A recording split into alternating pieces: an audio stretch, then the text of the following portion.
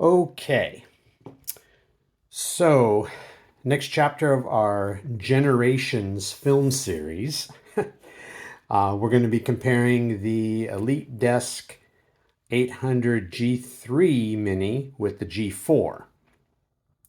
Very similar looking units. So similar that pretty much the fronts are identical, and I'm pretty sure you could probably almost swap the top chassis. The top, of course, on here is the G3. If we turn them around, they also look very similar. Little shifted. You'll notice that the G3, that VGA, which is actually the Flex IO, a little more centered than the one below. You'll notice on the one below, it puts the USB, kind of splits them up, which is kind of nice because sometimes, especially if you're putting like you're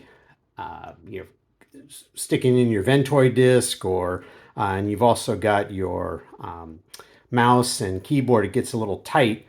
Now having them separated makes it a little easier there. This particular unit on the bottom here, it's a 35 watt. I've equipped it with the USB-C that allows also for power delivery. That will only work on the 35 watt unit. I'm not sure if you can take that same one and put it on the G3, because really when you look at the Flex IO, they never really officially mention the G3s, even though the stuff will fit in there. Here's the bottom of the G3. Has the information as far as, type of unit, wattage. Very similar to what we see for the G4. It's got some extra stuff here, but really that's really what we're interested in there. Here's the inside of the top chassis. Again, pretty much identical. Little difference. Oops, sorry. This is the G3 on top, G4. Remember that the G3 does not have a thumb screw. It's got a slider to open it up. But the insides, you'd really have to look at the model numbers, perhaps on these, to know the difference if you ever got them swapped. Here we have the inside view. We've got the heat sinks right here. Underneath here, you've got the memory. Of course, your SATA. Down below, you've got your the Flex IO cards. Everything else looks pretty similar. We'll take out these, and so you can see the stuff underneath. The G3 takes both 6th and 7th generation Intel processor. This takes the 8th gen. This is 6-core, this is quad-core. This uses 2400 for the speed of the RAM. They both use DDR4. This is 2666. Max on both is 32 gig. Okay, as I've shown in other videos, just comparing the caddies. This is the G3, this is G4. Pretty similar. They've got this kind of fold down. This uses 3 screws, this is 2. One thing different with this is, notice if you take these 2 screws out, then you'd have this whole area underneath to make it easy to get to the M.2 slot. This one, though, if you take the screw out, you really don't have the space, and I believe that's just designed mostly, for the secondary fan for the higher wattage setups, for the 65 watt such. So where this one, again, for ease of use. Okay, and then inside on the G3, we've got the M.2 right here with a nice little connector here, or screw in, for the 2230s. You got your Wi-Fi, lithium battery, um, SATA connector.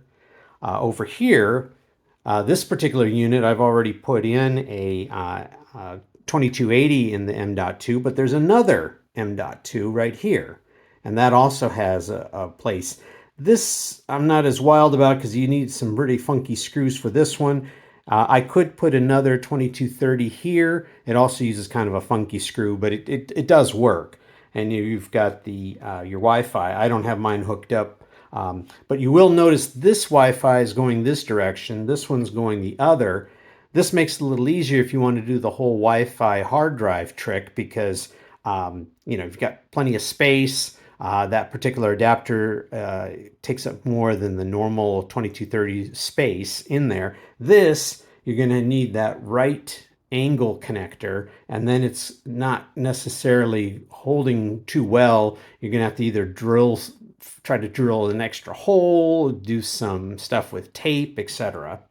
One neat thing, haven't played with it because I don't have one, is this connector here actually allows you, you have to take out the whole caddy, and I believe you give up, I think you can only have one M.2 in there, but you can actually add a special graphics card.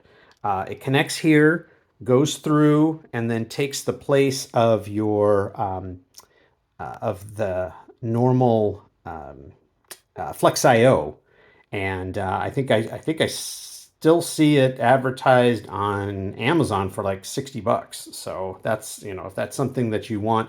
The only thing with that is you'll then need a 150-watt power supply. I'm assuming it's available somewhere, and that some people got these units because I know to buy one of these units that has the graphics card already in there, it's a couple $100. It's not cheap. So if you can add your own, or if I happen to get one myself, I'll show that in a future video.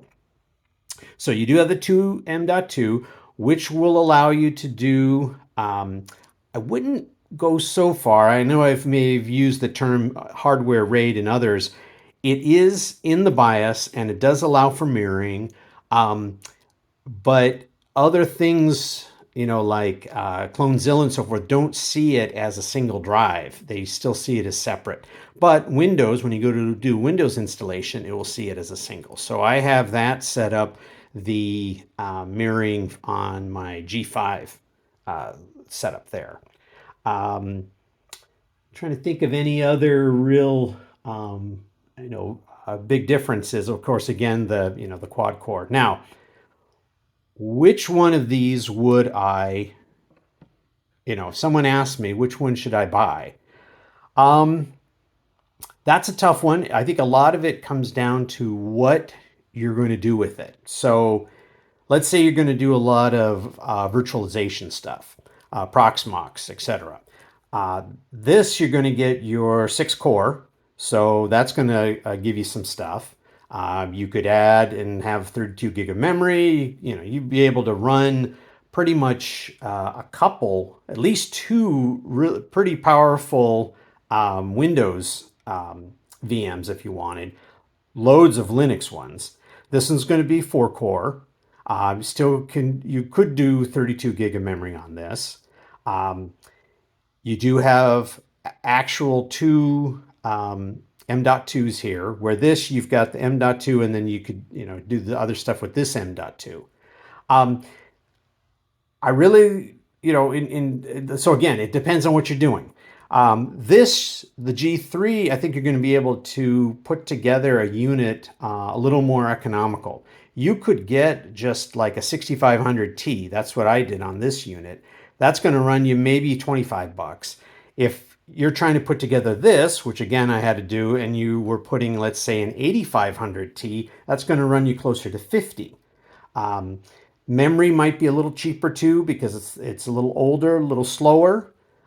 Save some money there. You can use this for your setup in terms of that second or actually third hard drive, right? Because you'd have your SATA, you'd have your M.2 here, and then you could have this as your third. Likewise with this, if you want to really use and have two M.2s, you have to remember this one's got to be a 2230. You can't have two 2280s in here and also the SATA drive because the cage is not going to fit on there when you've got the two long ones. So you have to do one long and one short, or two short, whichever. So there's that in terms of the setup. One of the neat things with the G4, at least the 35 watt, is that ability to have a second USB-C. This wasn't that expensive. It took a little bit to find it. It comes with this extra cable, I think, that hooks into this connector. And it does have the power delivery. I believe someone said in one of the things that they were able to run the unit off of the USB-C, but that you'll have to experiment on your own. So again, it comes down to, are you looking for price, or are you looking for performance? So with this, you're going to get a little better in terms of price. This you're definitely going to get in for as far as performance. You're going to have expandability with both. So in this one, yeah, I think this is possibly overkill if you're just going to be just using it as a simple, maybe just your normal Windows server, or not server, excuse me, laptop, or excuse me, desktop. This is, again, more on treating it more like a server, where would be great if you're going to do it just for a desktop. So I think I'm going to leave it at that. I'm not going to pick between these two on with this particular video.